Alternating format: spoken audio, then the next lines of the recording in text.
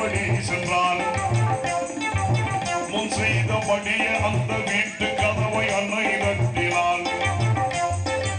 விறகு வெட்டி மனைவி வந்து கதவை திறந்து உள்ளே அழைத்தார்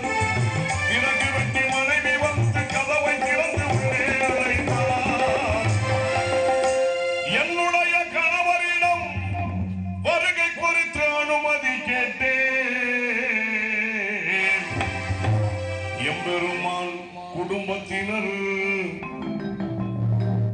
எம்பெருமான் குடும்பத்தினர் யார் வந்தாலும் தடையில்லை என்றார் குடும்பத்தினர் யார் வந்தாலும் தடையில்லை என்றார் எம்பெருமான் குடும்பத்தினர் யார் வந்தாலும்